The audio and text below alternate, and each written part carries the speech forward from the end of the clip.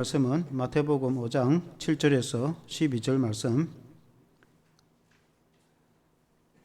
마태복음 5장 7절에서 12절 말씀 교독하시겠습니다.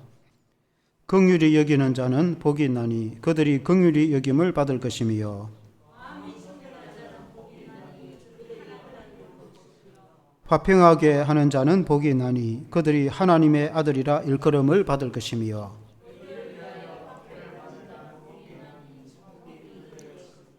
나로 말미암아 너희를 욕하고 박해하고 거짓으로 너희를 거슬러 모든 악한 말을 할 때에는 너희에게 복이 있나니 기뻐하고 즐거워하라. 하늘에서 너희의 상이 큽니다. 너희 전에 있던 선지자들도 이같이 받게 하였느니라. 아멘. 산상수훈 1에 이어서 2, 복 있는 사람, 이런 제목으로 말씀을 드리겠습니다. 오전에 이제 복 있는 8복 1부터 4까지 말씀드렸고, 오후에는 5부터 8까지의 복에 대해서 말씀을 드리겠는데, 신약에 있어서 복이라는 말은 영적인 복 혹은 천국을 우선시하는 복이라고 이렇게 볼 수 있습니다. 마음의 평안과 기쁨과 주님이 주시는 은혜와 위로를 강조를 합니다. 구약에 있어서 복은 형통하고 잘되고 창대하게 되는 그런 것을 강조를 많이 합니다. 그러나 이제 공통점은 하나님을 섬기고 하나님의 말씀을 따라 살아감으로 하나님이 주시는 복임을 잘 말씀하고 있습니다. 구약의 시편 1편에도 보면은 복 있는 사람은 악인의 꾀를 쫓지 아니하고 죄인의 길에 서지 않고 오만한 자리에 앉지 않는다. 그렇게 이제 성경에 말씀하고 있습니다.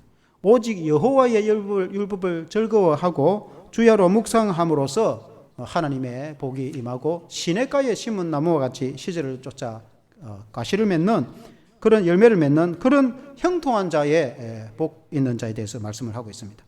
하나님의 말씀을 즐거워하고 하나님 때문에 기뻐하고 하나님을 찾는 그 신앙은 구약이나 신약이나 똑같은 신앙 안에서 주시는 하나님의 복이다. 이렇게 말씀을 할 수가 있겠습니다. 그래서 구약의 복 있는 자와 신약의 이 마태복음의 복 있는 자는 다 믿음 안에서 일맥상통하는 그런 이제 복이라 이렇게 볼 수 있겠습니다. 오늘 오후 예배는 오전 예배에 이어서 5번부터 8복에 이르기까지 말씀으로 은혜를 나누기를 원합니다. 다섯째, 긍휼히 여기는 자는 복이 있습니다. 그렇게 말씀했습니다.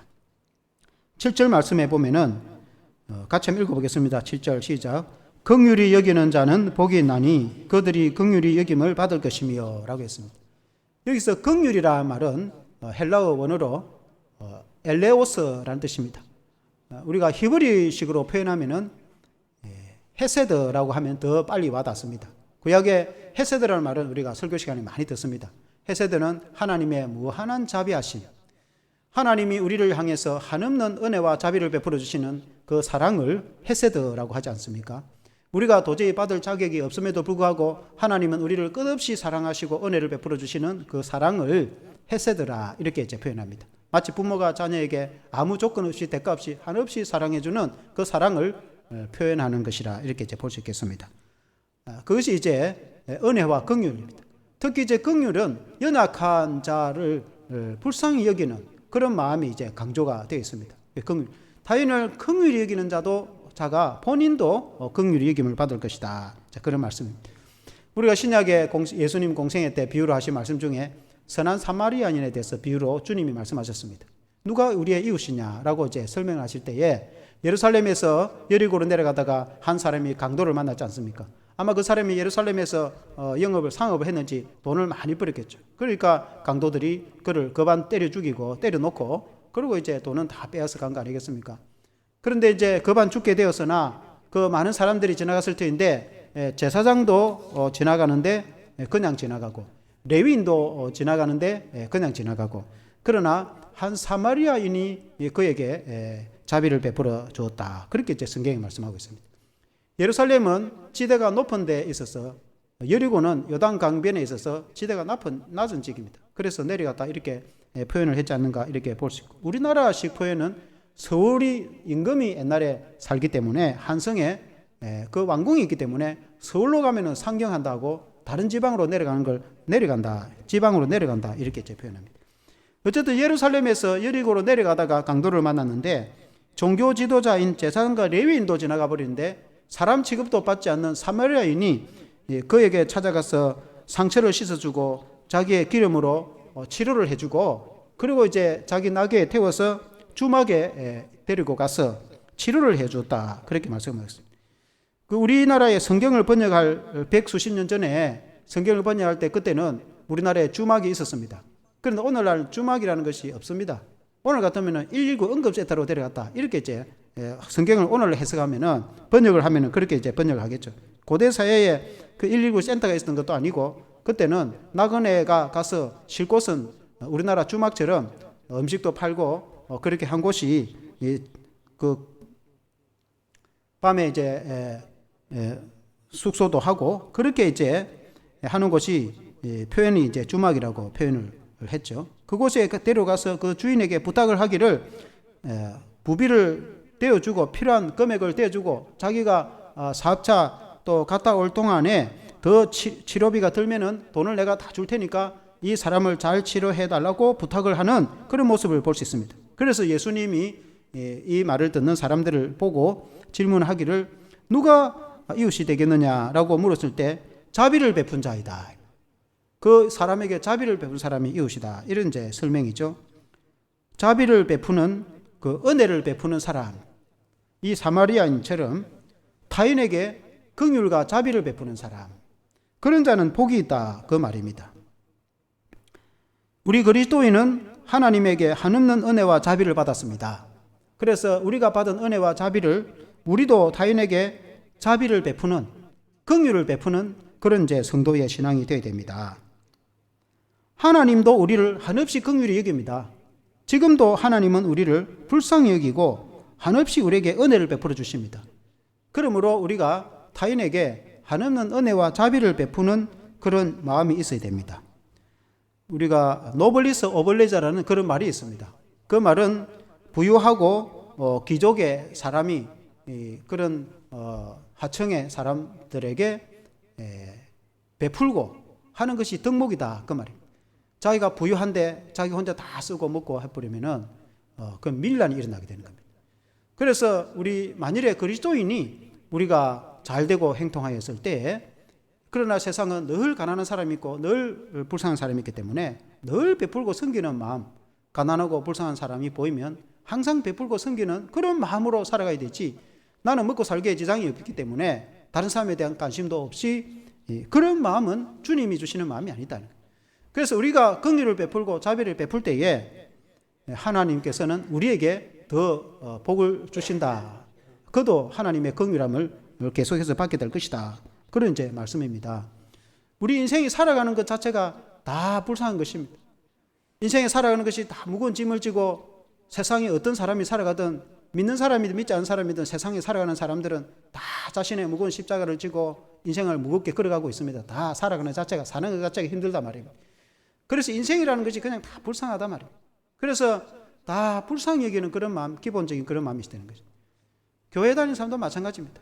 물론 우리가 예수를 믿어서 천국 백성이 되어서 하나님의 자녀가 되어서 기쁘게 예배를 드리고 교회 생활하고 믿음 생활하고 하나님의 복을 받고 살아가지만, 그러나 인생이 자체라는 것이 다 불쌍하단 말이에요. 그래서 성도를 보러 볼 때에 그 한 주간 얼마나 고생을 하다가 또 주일날 이렇게 예배를 드리고 왔는가, 이런 마음을 가지고 그 성도들을 향한 긍휼한 마음, 자비의 마음, 서로가 그런 인내의 마음, 인애와 자비의 마음을, 하나님의 마음을 품고 성도들에게 서로 대하는 그런 마음이 있어야 되는 거죠. 그게 성도의 기본적인 마음이라 이렇게 볼 수 있겠습니다. 그렇게 우리가 서로에게 대할 때 하나님은 우리들에게 한없는 은혜와 자비를 베풀어 주시는 줄로 믿습니다. 여섯 번째는 마음이 청결한 자는 복이 있습니다. 8절에 보니까 마음이 청결한 자는 복이 나니 그들이 하나님을 볼 것이며 라고 했습니다. 마음이 청결하다는 것은 마음이 깨끗하다는 뜻 아니겠습니까?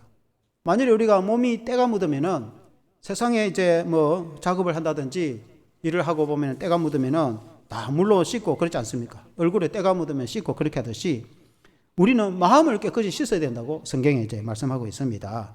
마음을 깨끗이 씻는다는 것은 죄를 멀리하고 회개하여서 죄를 토해내고, 그리고 주님의 십자가의 보혈로 우리 자신을 깨끗게 하고 하나님의 성령으로 채워서 우리를 새롭게 하는 것이 우리의 마음을 깨끗게 하는 것이 아니겠습니까?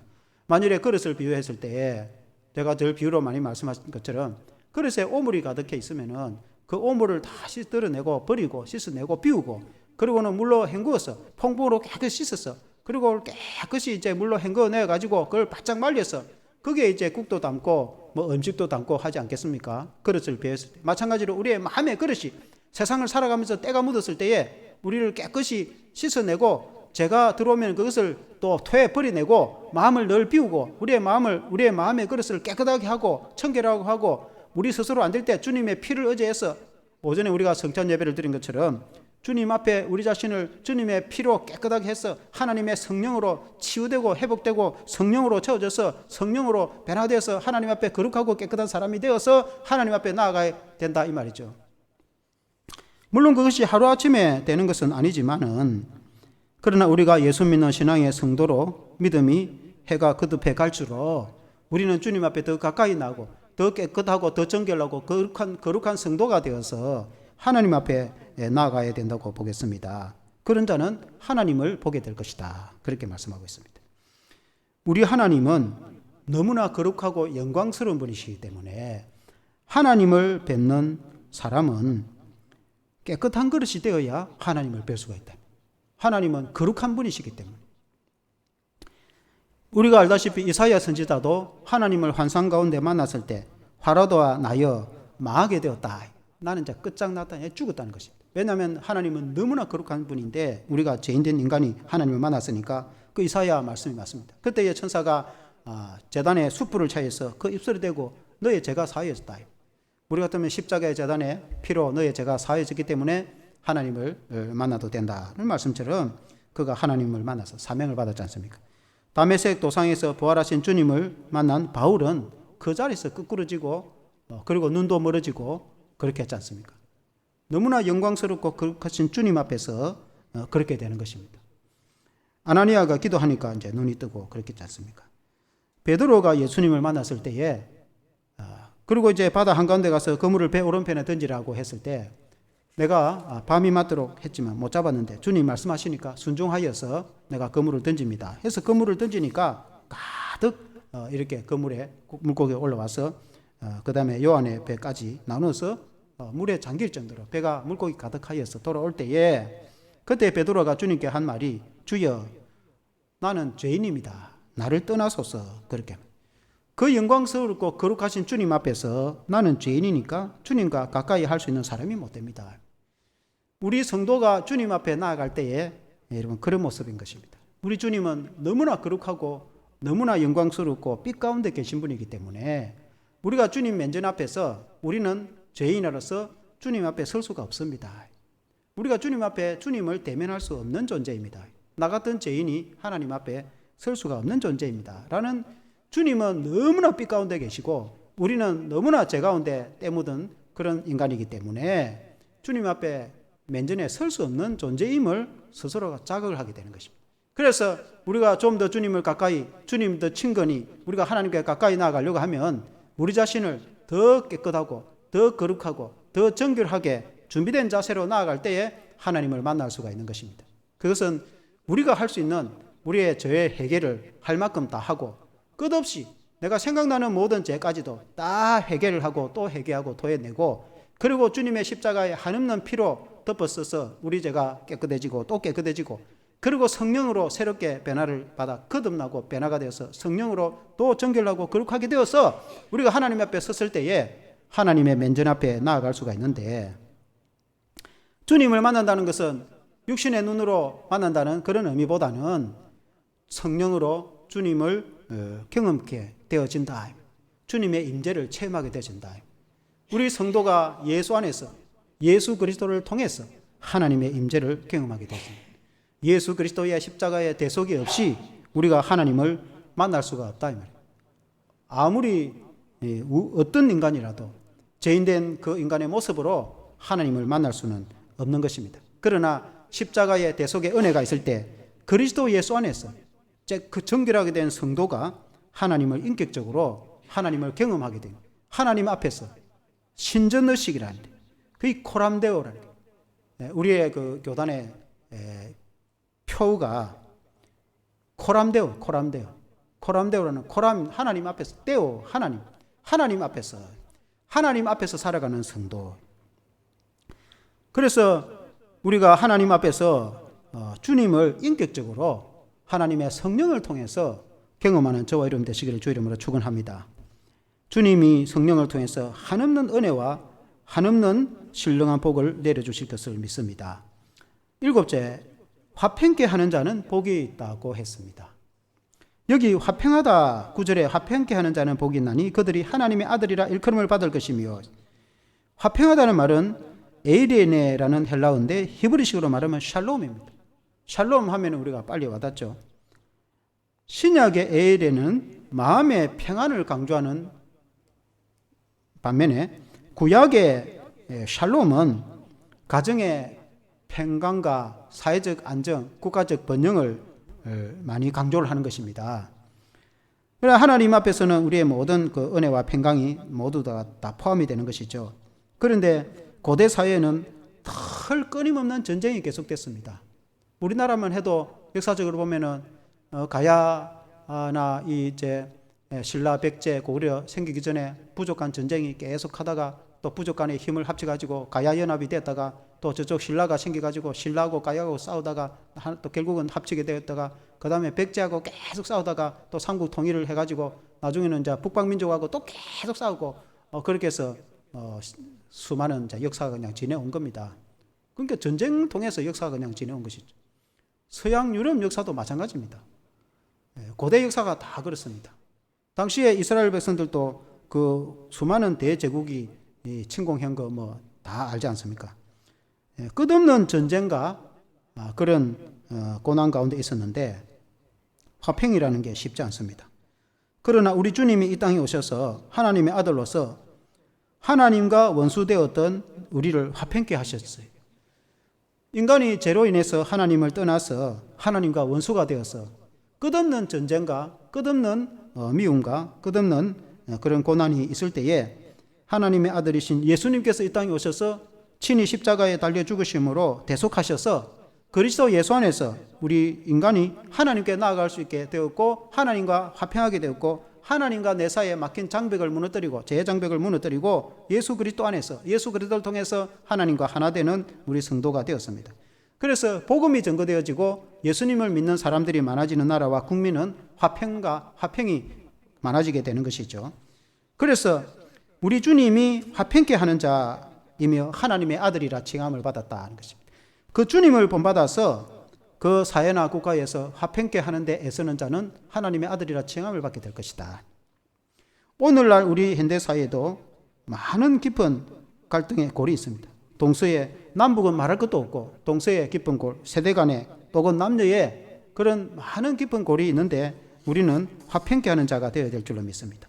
신앙에 있어서 또한 화평케 하는 자가 되어야 되는 것입니다. 우리는 예수님을 믿어서 예수님을 본받는 자가 되어서 복음을 전거해서 하나님과 원수되었던 자들이 그들이 예수님을 진정으로 영접하면 하나님의 자녀가 되어서 하나님과 화평케 하는 삶을 살게 될 것입니다. 그들의 평생에 살아가면서 이전에는 하나님을 대적했던 삶이라고 한다면은 그들이 예수님을 믿어서 하나님과 화목하게 되어서 화평케 하며 그 안에 평안이 넘치고 그 가정과 가문에 평강이 넘치는 그런 사람이 될 것인데 그런 평강과 화평을 전해주는 사도적 삶을 저와 여러분들이 살아가야 될 줄로 믿습니다. 그래서 주님은 오셔서 늘 화평케 하시는 것입니다. 주님이 없는 세상은 끝없는 전쟁과 미움과 갈등이 민족과 민족 간에 혹은 또 많은 세대 간에 혹은 이런 인간들 세계에서 끝없는 고난과 고통이 주지만 그러나 주님의 복음의 역사는 끝없는 화평을 만들어내고 일구는 그런 사회와 국가가 되는 줄로 믿습니다. 교회 안에서도 마찬가지입니다. 교회 안에서 예수님을 닮은 사람들이 많으면 화평이 넘치게 되는 것입니다. 왜냐하면 예수님이 화평케 하는 아들이셨기 때문에 그 화평케 하는 아들이신 예수님이 내 안에 있으면 우리는 주님을 본받아서 어떻게 하든 화평케 하려고 노력을 하는 것입니다. 그래서 예수님을 잘 믿고 예수님을 제대로 믿는 알곡의 성도가 많고 예수님을 따르는 제자가 많고 예수님의 성품을 따르고자 애쓰는 성도가 있다면 그 교회는 늘 화평이 넘치고 늘 은혜가 넘치게 되는 것입니다. 그러나 예수님을 따르지 않고 주님의 제자로서의 삶을 살기를 거부하는 사람들은 종교의식은 있을지 모르겠으나 늘 끊임없는 분쟁과 미움과 갈등은 계속되는 것입니다. 그래서 우리 예수 믿는 성도는 화평케 하는 자가 되어야 되는 것입니다. 예수님을 본받아서 예수님처럼 항상 화평을 만들어내는, 화평의 분위기를 만들어내고 평강의 은혜가 넘치는 주님의 그 화평의 복이 임하는 그런 교회를 만들어가고, 그런 사회를 만들어가고, 그런 국가를 만들어가도록, 그런 인류가 되도록 우리가 기도하고 애쓰는 그런 복 있는 자가 되어야 될 줄로 믿습니다. 그런 자는 하나님의 아들이라 칭함을 받게 될 것이다 하고 했습니다. 마지막 8번째는 의를 위해 박해를 받는 자는 복이 있다고 했습니다. 10절에 보니까 의를 위하여 박해를 받는 자는 복이 있나니 천국이 그들의 것임이라. 여기에 의라는 말은 디카이오시네, 의롭다는 뜻입니다. 의로운 일을 위해서 박해를 받는 자가 복이 있다는 것입니다. 세상에는 정의를 위해서 싸우다가 희생을 당하는 사람들이 많이 있습니다. 국가와 사회에서 정의로운 세상을 위해서 헌신하는 사람도 들어 있습니다. 그러나 이 이제 의를 위해서 박해를 받고 고통을 받는 이 사람은 종교적인 의미입니다. 이게 신앙적인 의미로 주님이 말씀하고 있는 것입니다. 왜냐하면 그들의 천국이 그들의 것임이라고 했습니다. 국가와 사회를 위해서 정의를 위해서 희생하고 봉사했다고 해서 다 천국 갑니까? 그 국가에서는 영웅으로 인정을 받겠지만은 예수님을 믿어야 천국을 가지, 예수님을 안 믿는데 아무리 좋은 일을 한다고 천국 갈 수 있는 것은 아닙니다. 그래서 천국이 그들의 것이라는 말은 이미 신앙적인 의미입니다. 그러면 무엇으로 의를 위한다는 말인가? 11절에 아주 정확하게 말씀하고 있습니다. 11절에 보면 한번 같이 읽어보겠습니다. 11절 시작. 나로 말미암아 너희를 욕하고 박해하고 거짓으로 너희를 거슬러 모든 악한 말을 할 때에는 너희에게 복이 있나니. 지금 이 말씀하시는 분이 예수님입니다. 그 예수님 나로 말미암아, 그 예수님 때문에 욕을 듣고 박해를 받고 핍박을 받고 고난을 당하고 그런 십자가의 고난의 길을 가거든. 그때 기뻐하고 즐거워하라. 그렇게 제 말씀하고 너희 하늘의 상급이 크다. 그러니까 의를 위해서 박해를 받고 고난 받는다는 것은 하나님의 나라 때문에, 주님의 나라와 복음 때문에, 예수님 때문에, 예수님 전하는 일 때문에, 예수님 일 하다가 박해받고 고난받는데 복이 있다 그 말이에요. 정확하게 표현을 하자면은 우리가 주를 위해서 살다가 때로는 박해도 받고 핍박도 받습니다. 그럴지라도 그때 주님이 12절에 한번 더 읽어보겠습니다. 12절 시작. 기뻐하고 즐거워하라. 하늘에서 너희의 상이 큼이라. 너희 전에 있던 선지자들도 이같이 박해하였느니라. 굉장히 주님은 말씀을 아이러니컬하게 반어법적으로 설명을 하죠. 박해를 받고 핍박을 받고 두드려 맞고 감옥 가고 뭐 그런 거 아닙니까? 뭐 적당하게 그게 박해는 아니죠. 그러니까 복음 전하다가 사도 바울처럼 감옥 가고 매를 수없이 맞고 때로는 굶주리고 그 핍박 받는 거 아닙니까? 그게 뭐가 복됩니까 그게? 오히려 주님은 또 즐거워하라는 거예요. 기뻐하라는 거예요. 그게 기뻐할 일입니까? 근데 왜 주님은 즐거워하라 기뻐하라는 거예요? 하늘의 상이 크다는 거예요. 그날의 하늘의 상이 크단 말이에요. 주님 때문에 복음 때문에 박해받고 핍박당하고 고난당하는 그때에 하나님이 기억하여서 하나님이 상급을 주신다는 거예요. 그러니까 즐거워하라는 거예요.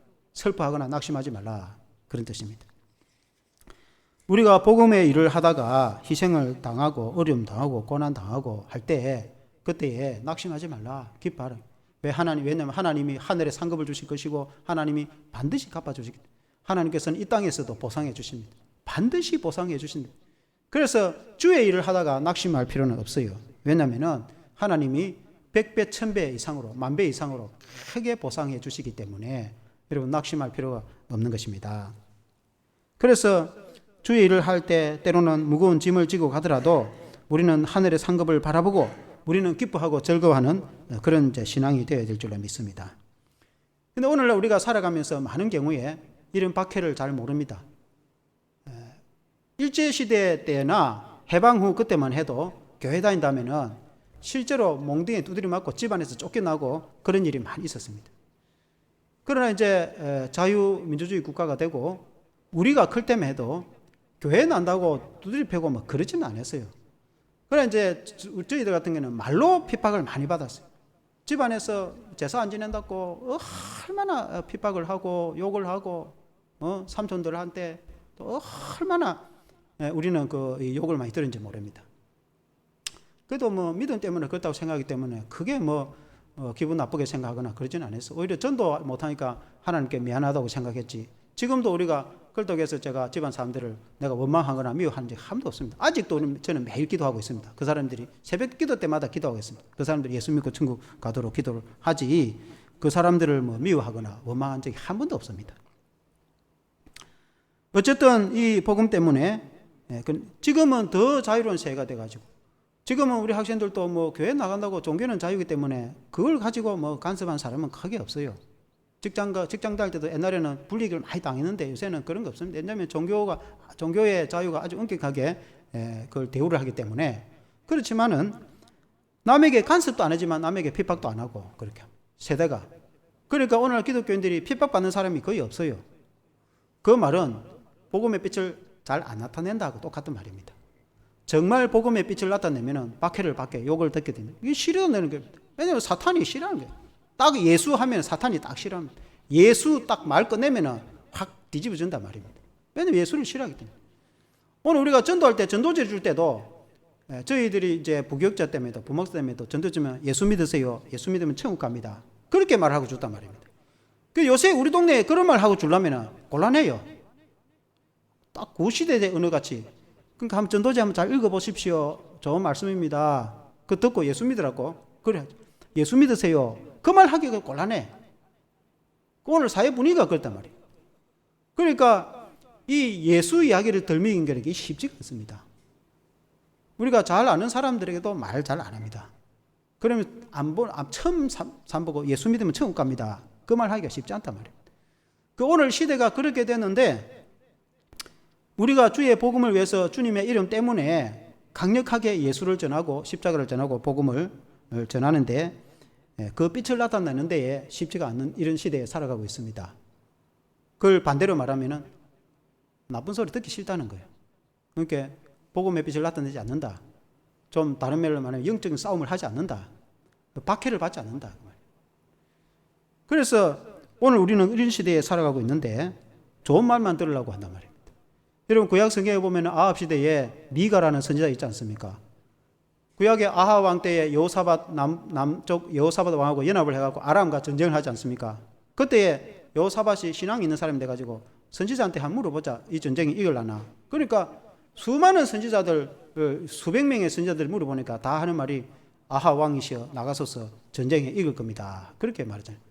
근데 아무래도 좀 이상해. 다 똑같은 말 하니까 이상해가지고 여호사밧이 뭐 좀 참 제대로 된 선지자 없냐 하니까 미가라는 선지자가 하나 있긴 있는데 내한테 안 좋은 말만 하기 때문에 그 물어볼 필요가 없습니다. 그랬거든. 그래도 한번 데려와봐라고 물어보니까 미가라는 선지자가 아합 왕에게 당신이 전쟁터에 나가면 전사할 겁니다. 그 죽는다 그 말이야. 아합 왕이 얼마나 기분 나쁘겠어. 당장 저 감옥에 가둬라. 내가 전쟁 이기고 돌아와서 나 저 가만 안 둘 거다 하니까. 전쟁에 이기고 오면은 내게 그걸 할게. 돌아오지도 못할 건데 그 말이 해당되겠습니까? 그렇게 이제 말을 하죠. 그래서 이제 미가가 감옥에 가는데 미가가 이제 옳은 말을 하는 거죠. 실제로 아합이 전쟁터에서 죽습니다.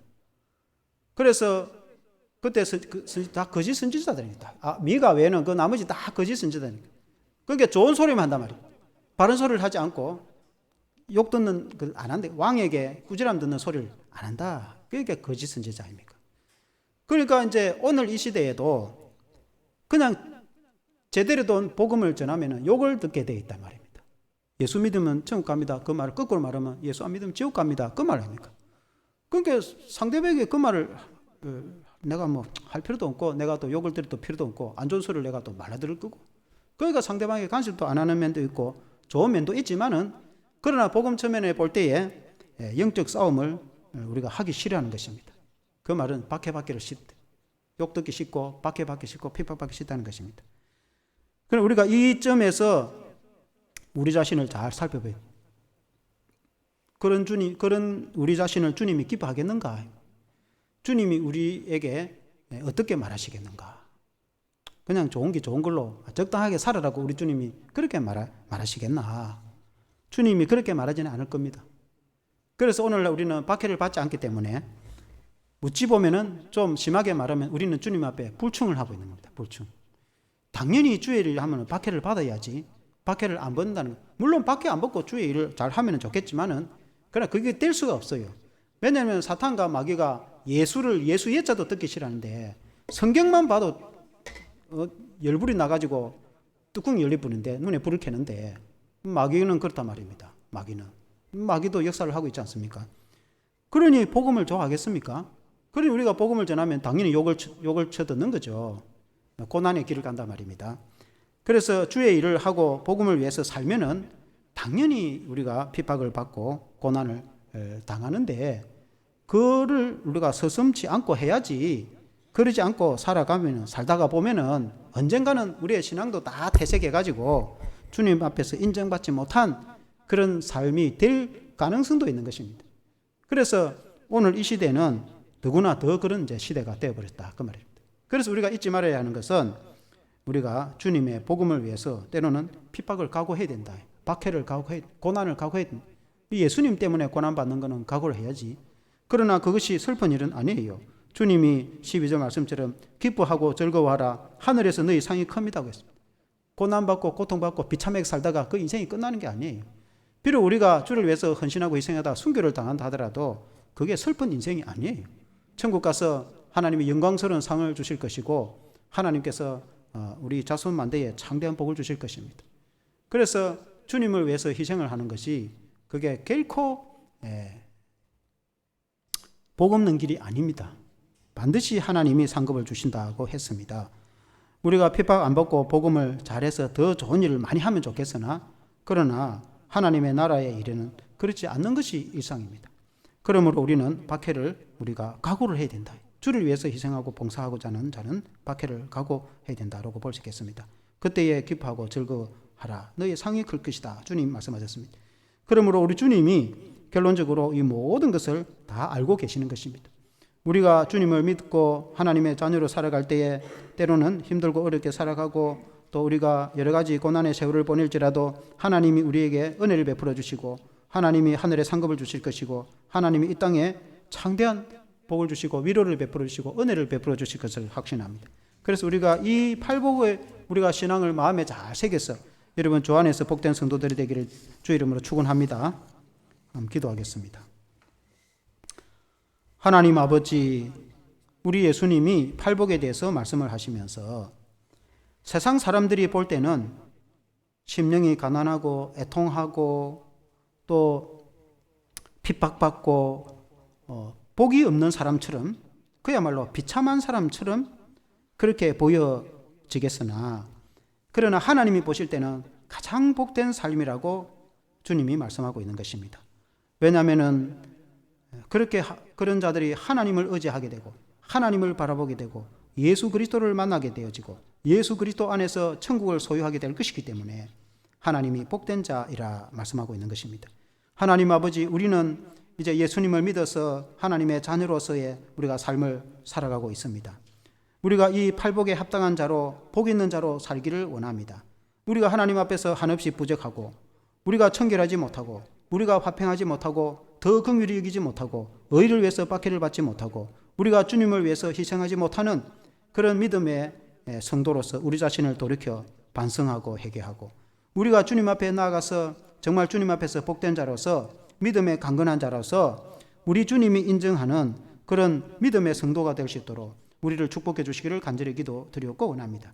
우리가 살아도 주를 위해서, 죽어도 주를 위해서, 우리가 주님을 한 분 붙잡고 믿음으로 살아갈 때 주님은 세상 사람들이 알 수 없는 영광스러운 하늘의 상급으로 우리에게 갚아주실 뿐만 아니라, 의의 멜루간, 생명의 멜루간으로 우리에게 갚아주실 뿐만 아니라 이 땅에서 우리에게 창대한 복을 주시며 땅을 기업으로 받게 될 것이고 자손 만대의 복을 주실 것을 하나님이 약속하셨습니다. 그러므로 우리가 주님 주시는 그 복을 우리가 충만하게 누리는 성도의 삶이 되게 하여 주시옵소서. 예수 그리스도 이름으로 기도합나이다.